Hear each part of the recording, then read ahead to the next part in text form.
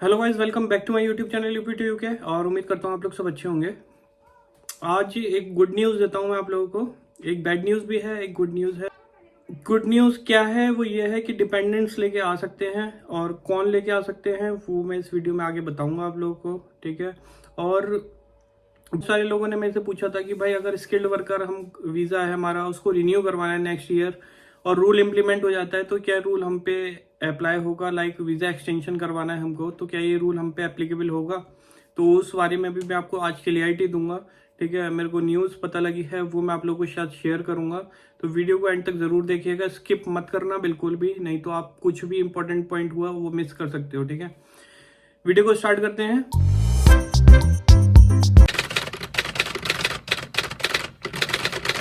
जो मेरे channel first time आए उनको बता दूं, मेरा नाम विवेक मसीह है, मैं यूपी इंडिया से बिलोंग करता हूं, अभी इस टाइम यूके में हूं। गाइज मैंने आप लोगों के लिए एक टेलीग्राम चैनल भी बनाया हुआ है जिसमें मैं स्पॉन्सरशिप जॉब्स पोस्ट करता हूं डेली।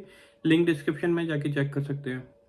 आप लोगों से एक छोटी सी रिक्वेस्ट है गाइज, आप लोग वीडियो देख लेते हो, वीडियो पसंद भी करते हो, लेकिन वीडियो लाइक नहीं करते हो। और चैनल पर नए आए हैं तो प्लीज़ चैनल को सब्सक्राइब करें, थोड़ा सा सपोर्ट कीजिए, थैंक यू। तो चलिए टॉपिक पर आते हैं। पहले मैं आप लोगों को बताता हूँ कि जो वीज़ा एक्सटेंशन करते हैं, ठीक है, जिनको वीज़ा एक्सटेंशन करवाना है नेक्स्ट ईयर लाइक 2024 में, और रूल इम्प्लीमेंट हो जाएगा उनका, लाइक रूल इम्प्लीमेंट मार्च से हो जाएगा या अप्रैल से हो जाएगा, तो उस केस में क्या आपके ऊपर भी एप्लीकेबल होगा ये रूल 38,700 वाला। तो बैड न्यूज़ ये है कि भाई जी हाँ, आपके ऊपर ये एप्लीकेबल होगा। आपको इतना फंड शो करना पड़ेगा तभी आपको जो है स्पॉन्सरशिप मिलेगा, ठीक है। आपके एम्प्लॉयर को आपको इतनी सैलरी देना पड़ेगा तभी आपका वीज़ा एक्सटेंशन मिलेगा आपको, ठीक है। ये मैं नहीं बोल रहा हूँ, ये यूके के जो प्राइम मिनिस्टर हैं उनके जो स्पोक्स पर्सन है उन्होंने बोला है कि वीज़ा एक्सटेंशन के टाइम पर आपको पता लगेगा कि ये जो रूल है वो सबके लिए एप्लीकेबल है। ये जो रूल आया है इससे सिर्फ डिपेंडेंट्स को, लाइक जो फॉरेनर्स हैं, लाइक हम लोग जो हैं इंटरनेशनल, उनको प्रॉब्लम नहीं हो रही है। जो लोकल पर्सन है ना भाई, उनको भी बहुत ज़्यादा प्रॉब्लम हो रही है। उनको कैसे प्रॉब्लम हो रही है, जो ब्रिटिश सिटीजन हैं उनके जो स्पाउस हैं वो दूसरी कंट्री के हैं। अगर मान लो वो ब्रिटिश हैं और उनके जो स्पाउस है वो फ्रेंच है या कोई से भी कंट्री, अदर कंट्री के हैं, तो उनको भी ये रूल इम्प्लीमेंट होगा, उनको भी इतने अपनी इनकम शो करनी पड़ेगी, जिसकी वजह से यहाँ पर यूके के अंदर बहुत ज़्यादा प्रॉब्लम हो रही है।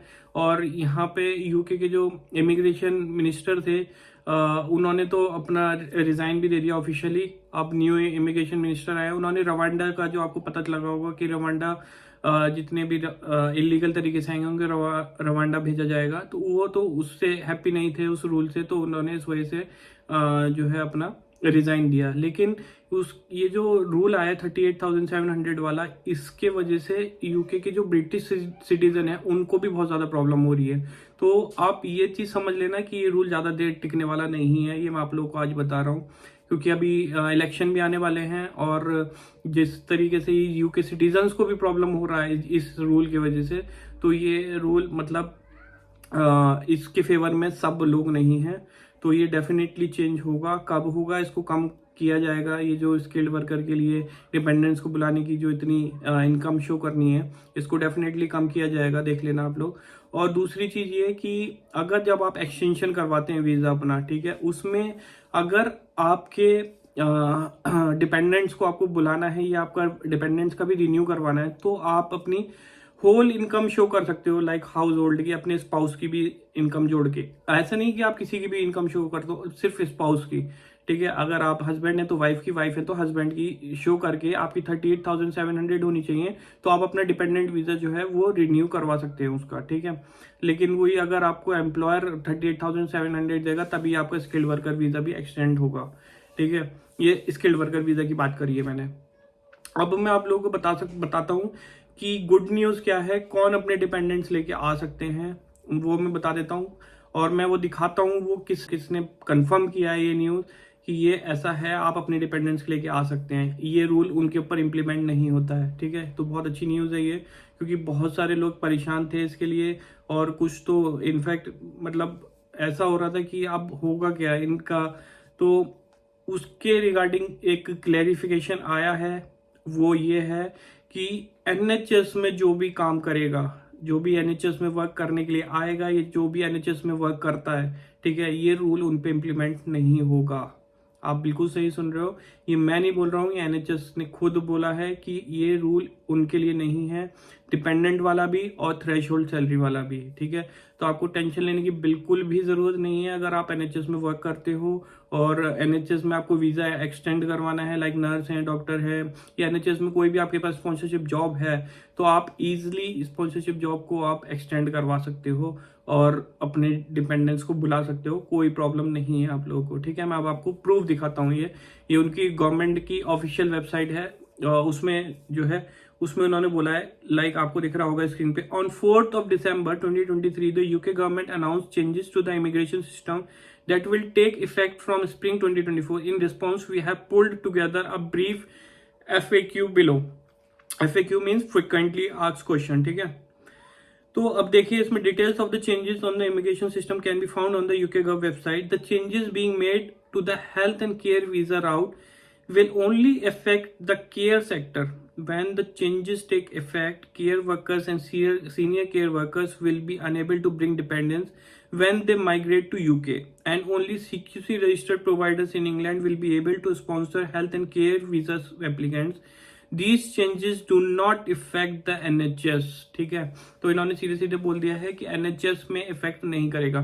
अभी तक कंफ्यूजन क्या था कि हेल्थ एंड केयर सेक्टर में ही सब कुछ आते हैं, नर्स डॉक्टर वगैरह सब उसमें ही आते हैं। तो जो अनाउंस किया था यूके के होम मिनिस्टर ने कि केयर सेक्टर के जो भी हैं उनको लाइक डिपेंडेंट्स बंद कर दिए हैं, लेकिन अब केयर सेक्टर के एनएचएस की तरफ से क्लैरिफाई आया है कि केयर वर्कर जो केयर असिस्टेंट वगैरह के रोल में आएंगे या फिर सीनियर केयर की पोजीशन के लिए आएंगे, ये सिर्फ रूल उन पे इम्प्लीमेंट होता है, एनएचएस पे नहीं होगा, ठीक है।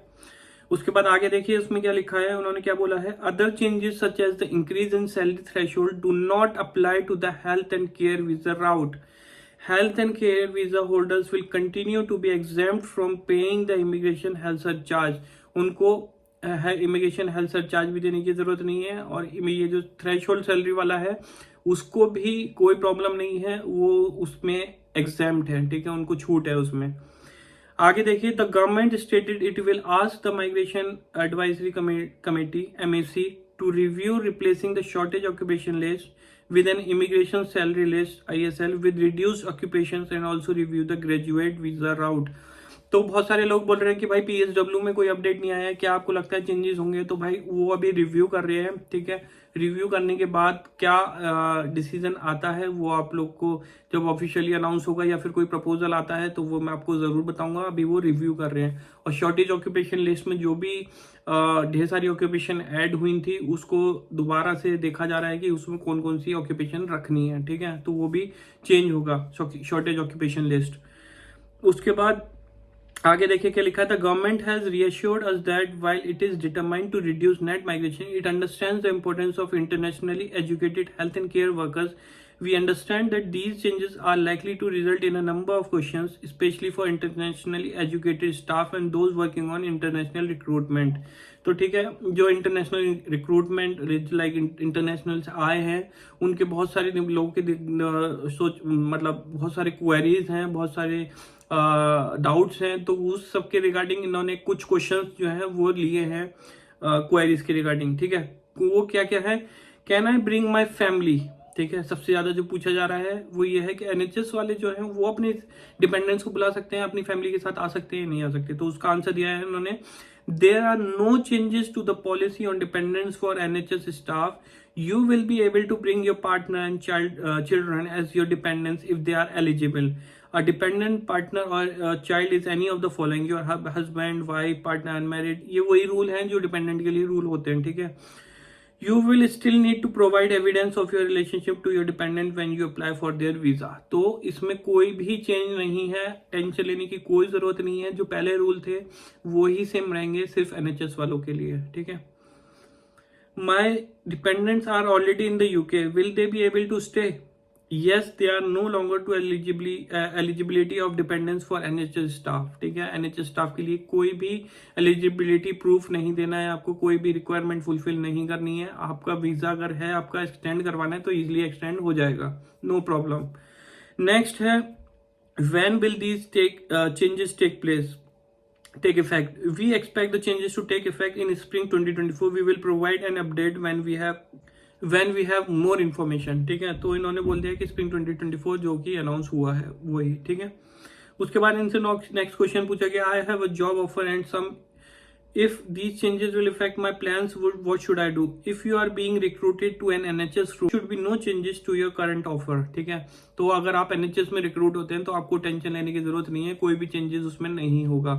तो मोटा मोटा मैं आप लोगों को ये समझा देता हूँ कि NHS ने ये साफ सीधा बोला है कि वो अपने लाइक जो भी रिक्रूट करेंगे इंटरनेशनली उनको कोई भी चेंजेस उन पे इम्प्लीमेंट नहीं होंगे, और जो ऑलरेडी यूके के अंदर हैं उनको अगर आपको वीजा एक्सटेंड करवाना है तो उन पे भी कोई भी नया रूल इम्प्लीमेंट नहीं होगा, उनको एग्जैम्प्ट है, ठीक है। ये खुद एनएचएस ने बोला है। तो आप लोगों के लिए बहुत अच्छी न्यूज़ है, मेरे लिए भी बहुत अच्छी न्यूज़ है। और बहुत सारे लोग की क्वेरीज थी कि भाई नर्सेज वगैरह के साथ भी ऐसा करेंगे डॉक्टर के साथ, तो फिर तो कौन ही रहेगा यहाँ पे, एनएचएस क्रैश हो जाएगा, बहुत तरीके की बातें हो रही थी। तो अब ये एनएचएस ने इसको क्लैरिफाई कर दिया है, ठीक है। तो काफी अच्छी न्यूज है, ठीक है। तो उम्मीद करता हूँ गाइस ये वीडियो आप लोग के लिए हेल्पफुल रहेगा, और हेल्पफुल रहेगा तो प्लीज वीडियो को लाइक जरूर कीजिएगा, और चैनल पे नए आए हैं तो चैनल को सब्सक्राइब कीजिएगा। मिलते हैं नेक्स्ट वीडियो में, तब तक के लिए bye bye, take care, thank you.